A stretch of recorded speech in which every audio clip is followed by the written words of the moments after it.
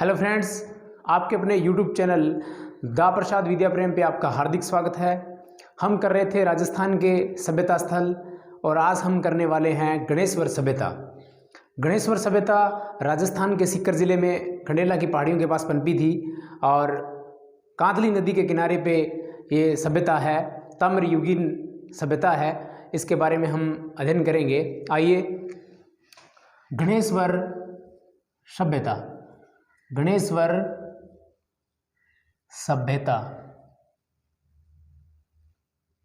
यह एक ताम्र सभ्यता है। ताम्र सभ्यता है, ताम्र सभ्यता है, यानी कि यहाँ से मिलने वाले उपकरणों में तांबे की बहुलता है या धातु का जो प्रयोग हुआ था वो तांबा सबसे ज़्यादा उपयोग में लिया जाने वाला धातु है, तो तांबा है, इसलिए इसे ताम्र सभ्यता भी कहते हैं। अब देखते हैं कि सभ्यता का जिला है इसका सीकर। सीकर जिले में पनपी थी खंडेला की पहाड़ियों में और नदी है इसकी कांतली। नदी कौन सी है? कांतली नदी है। कांतली नदी को कांटली नदी भी कहते हैं, कांटली, मौसमी नदी भी कहते हैं, मौसमी नदी कहते हैं। कांतली नदी को कांटली नदी कहते हैं, मौसमी नदी कहते हैं, और इसी नदी के किनारे गणेश्वर सभ्यता पनपी थी। अब आता है कि इसका काल क्या था। काल यानी कि समय निर्धारण। समय निर्धारण इसका क्या हुआ है? इसका समय निर्धारण हुआ है 3000 ईसा पूर्व से 2800 ईसा पूर्व, यानी कि 3000 ईसा पूर्व से लेकर 2800 ईसा पूर्व के बीच में ये पनपी होगी। पुरातत्वविद अंदाज़ा लगाते हैं, यहाँ जानकारी मिलती है कि 3000 BC से 2800 BC इसका समय निर्धारण हुआ, यानी कि इस समय ये पनपी होगी। इसके बाद है इसकी खोज। इसकी खोज की थी RC अग्रवाल ने। खोज की थी RC अग्रवाल ने, रतन चंद्र अग्रवाल खोज करने वाले थे। RC अग्रवाल यानी कि रतन चंद्र अग्रवाल। इसके बाद उत्खनन की बात आती है कि इसका उत्खनन किसने किया? इसका उत्खनन, इसकी खोज RC अग्रवाल ने की थी 1972 में, और इसका उत्खनन किया गया था RC अग्रवाल व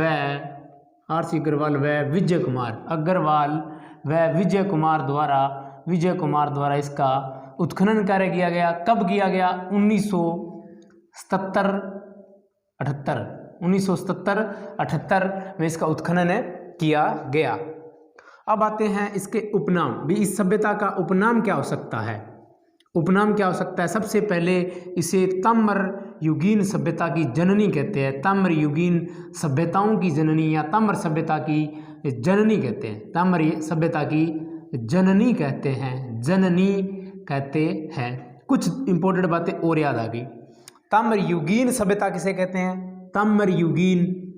ताम्रयुगीन सभ्यता कहते हैं, ताम्रयुगीन सभ्यता कहते हैं गिलुंड को।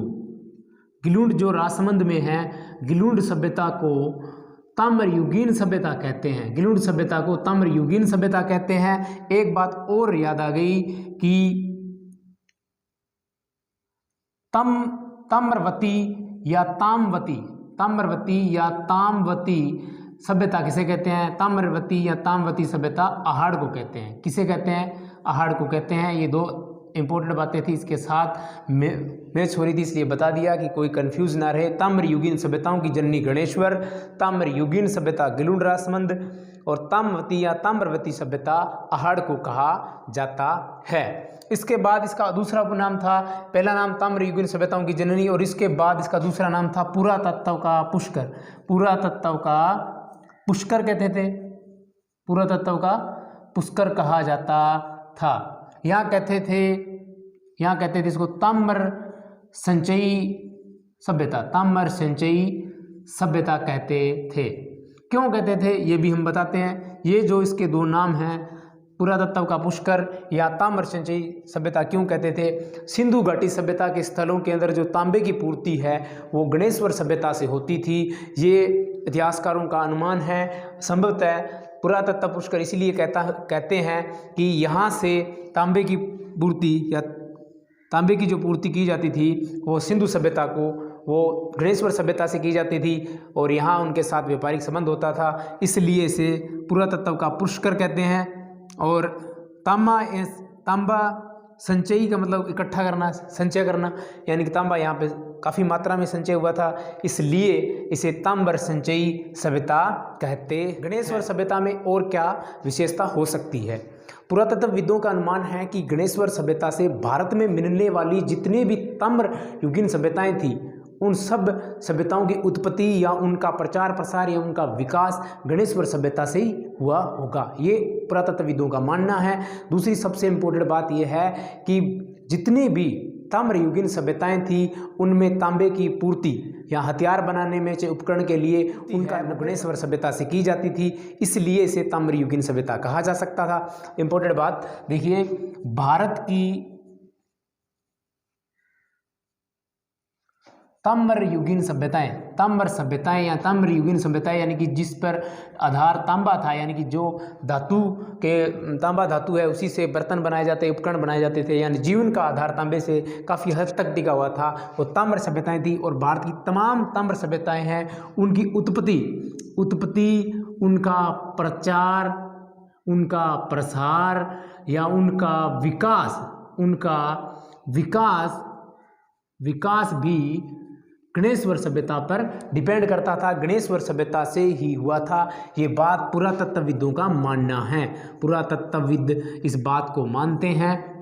एक और बात, इसकी खास बात यह है कि यहाँ से जितने भी ताम्र युगीन सभ्यताएं भारत में थी, ताम्र युगीन सभ्यताएं थी, उन सभ्यताओं का 90% तांबा, चाहे वो हथियार बनाने के लिए हो, चाहे वो बर्तन बनाने के लिए या जीवन की तमाम उपयोगी वस्तुएं बनाने के लिए तांबे का जो उपयोग होता था वो 90% कहाँ से जाता था? गणेश्वर सभ्यता से जाता था, गणेश्वर सभ्यता से जाता था। इसलिए इस सभ्यता को ताम्र युगीन सभ्यता या ताम्र सभ्यता की जननी कहा जा सकता है। भारत की ताम्र सभ्यताओं की उत्पत्ति, प्रचार प्रसार, विकास इस पे डिपेंड करता था या इसी से हुआ था, ये पुरातत्वविदों का मानना है। 90% तांबा, हथियार, बर्तन सभी ताम्र सभ्यताओं को यहाँ से इसकी पूर्ति की जाती थी, इसलिए इसे ताम्र युगीन सभ्यता या ताम्र सभ्यताओं की जननी कहा जाता है। सिंधु घाटी सभ्यता के अंदर भी जो औजार मिले हैं, उपकरण मिले हैं, वो गणेश्वर सभ्यता से मेल कर खाते हैं। ऐसे गणेश्वर सभ्यता की सबसे मुख्य बात या सबसे खास बात यह थी कि यहाँ पर दोहरे पेचदार वाली ताम्र पिन्ने मिली है, यानी कि दोहरे पेचदार। इम्पोर्टेंट क्या है?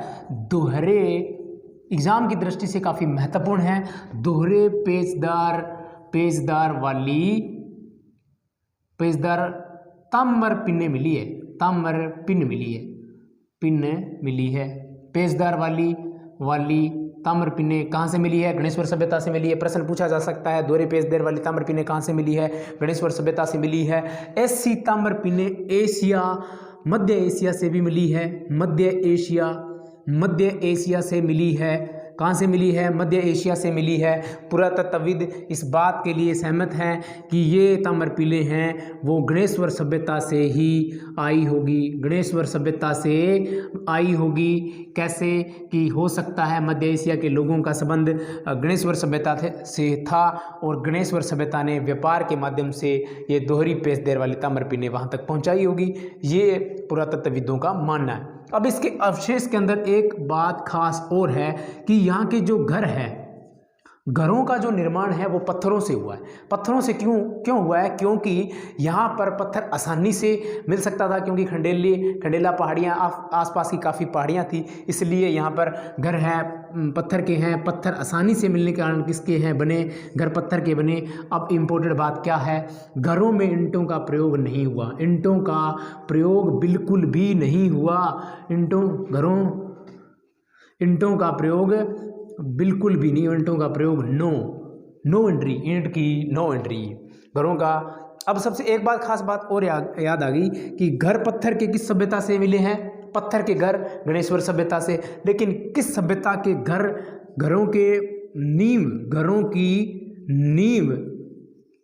घरों की नींव पत्थर की थी, पत्थर की थी।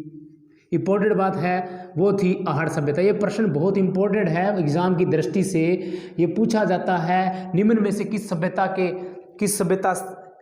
के घर या घरों की नींव। ये प्रश्न एग्जाम की दृष्टि से बहुत महत्वपूर्ण है। ये प्रश्न ऐसे पूछा जाता है कि किस सभ्यता स्थल के घर वह पत्थर के बने हैं, तो आएगा गणेश्वर सभ्यता। किस सभ्यता के घरों की नींव पत्थरों से बनी है, तो आहड़ सभ्यता आएगा। यदि ये प्रश्न पूछा जाता है किस सभ्यता स्थल के घरों के नींव में पत्थर मिले हैं या नींव पत्थर की होती थी, उसमें पहला ही ऑप्शन देगा गणेश्वर सभ्यता। लेकिन उत्तर क्या होगा? आहड़ सभ्यता। ये कुछ पेचीदा था, इसलिए मैंने यहाँ पे बता दिया इसको कि घरों के घर पत्थर के मिले हैं वो गणेश्वर सभ्यता, और घरों की नींव पत्थर की है वो आहड़ सभ्यता।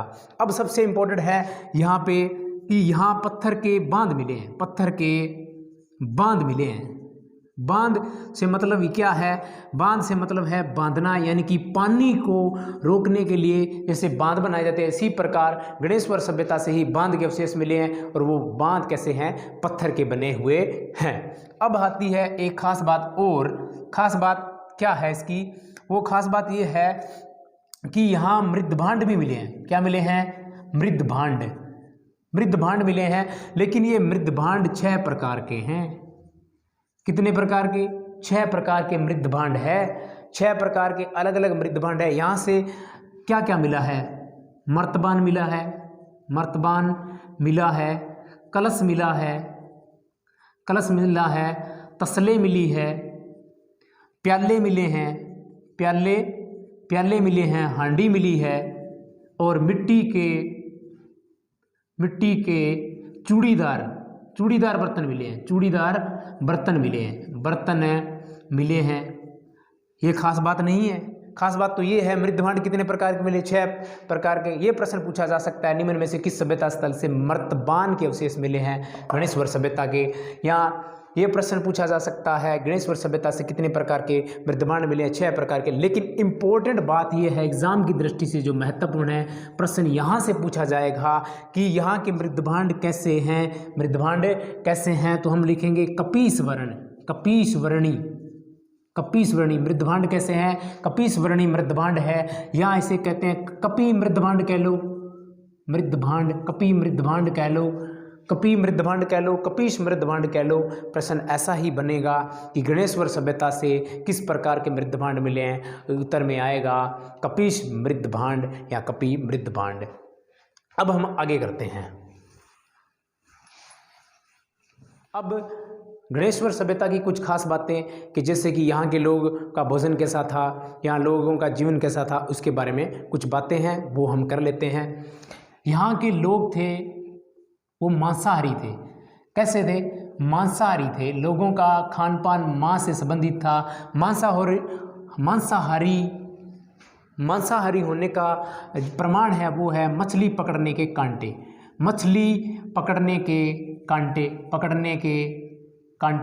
मछली पकड़ने के कांटे हैं। इसका मतलब है कि मछली को पकड़ेंगे वो खाएंगे ही, पूजा थोड़ा ना करेंगे, यहाँ मतलब शोरूम में थोड़ा लगाएंगे, मछली पकड़ेंगे वो खाएंगे। यानी कि यहाँ के लोग मांसाहारी थे। मिली है यहाँ से मिले हैं तांबे के फरसे, तांबे के फरसे, सब कुछ तांबे का मिलेगा। ज़्यादा फरसे ज़्यादातर तांबे का ही मिलेगा, क्योंकि ताम्रयुगीन सभ्यता की जननी है। बाणागर भी मिले हैं, वो भी तांबे के मिले हैं, तांबे के फरसे भी मिले हैं। अब है कि यहाँ पर इतना तांबा कहाँ से आता था, कि गणेश्वर सभ्यता में इतना ये तांबा भी हर वस्तु है, हर उपयोग में लेने वाला जो उपकरण है, औजार है, वो तांबे के थे। या विदेशों में इसका मतलब व्यापार किया जाता था, अन्य सभ्यताओं से व्यापार संबंधित थे तो भी तांबा था। तो तांबा कहाँ से आता था? तांबा आता था, तांबे की पूर्ति है वो कहाँ से होती होगी? इतिहासकारों का मानना है, पुरातत्वविदों का मानना है कि यहाँ पूर्ति खोदरीबा अलवर की तांबे की खान से शायद इसको तांबा मिलता हो। दूसरा सबसे इम्पोर्टेंट ये है कि यहाँ खेतड़ी झुंझुनू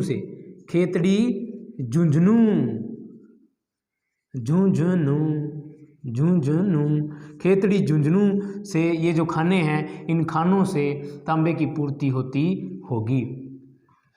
इस प्रकार हमने गणेश्वर सभ्यता जो सीकर में है, नदी कांतली नदी है, उत्खनन करने वाले आर.सी. अग्रवाल 1972 में किया। आर.सी. अग्रवाल व विजय कुमार ने उत्खनन 1977-78 में किया। 77-78 में इसका कालक्रम है 3000 ईसा पूर्व से लेकर 2800 ईसा पूर्व तक इसका है। इस सभ्यता के उपनाम क्या है? ताम्र युगीन सभ्यताओं की जननी कहते हैं, पुरातत्व का पुष्कर कहते हैं और ताम्र संचयी सभ्यता कहते हैं। ताम्र पुष्कर इसलिए कहते हैं, पुरातत्व का पुष्कर इसलिए कहते हैं कि यहाँ इसका संबंध सिंधु घाटी सभ्यता से था और यहाँ से लोग आकर तांबा लेके जाते थे, यहाँ उपकरण लेके जाते थे, हथियार लेके जाते थे। और संचयी इसलिए कहा जा सकता है क्योंकि यहाँ पर तांबा बहुत ज़्यादा था। उसके बाद भारत में उत्पन्न होने वाली, भारत में जो ताम्र युगीन सभ्यताएं हैं वो उनका उत्पन्न होना, उनकी उत्पत्ति, उनका प्रचार, उनका प्रसार, उनका विकास वो गणेश्वर सभ्यता पर आधारित था। गणेश्वर सभ्यता से ही माना जाता है। और यहाँ जो दोहरी पेचदार वाले सबसे इम्पोर्टेंट है, दोहरी पेचदार वाले जो ताम्रपिंड मिले हैं वो मध्य एशिया से मिले हैं। इतिहासकारों या पुरातत्वविदों का मानना है कि गणेश्वर सभ्यता से ही वहाँ पर पहुँचे होंगे या उनके साथ व्यापारिक संबंध थे। और इम्पोर्टेंट बात यह है कि गणेश्वर सभ्यता एकमात्र सभ्यता स्थल है, गणेश्वर सभ्यता स्थल है जहाँ से क्या मिला है? पत्थर के बांध के अवशेष मिले। इंपॉर्टेंट प्रश्न है एग्जाम की दृष्टि से, पत्थर के बांध के अवशेष किस सभ्यता स्थल से मिले हैं? गणेश्वर सभ्यता से मिले हैं। और यहाँ पर 6 प्रकार के मृदभांड मिले हैं, मर्तबान है, कलश है, ये अलग बातें हैं, लेकिन इंपॉर्टेंट मृदभांड में है किस प्रकार के मृदभांड मिले? कपीस या कपी वर्ण के मृदभांड मिले हैं। आपका अपना यूट्यूब चैनल दा प्रसाद विद्या प्रेम को सब्सक्राइब करें, लाइक करें, शेयर करें, बेल आइकन प्रेस करें, कमेंट करके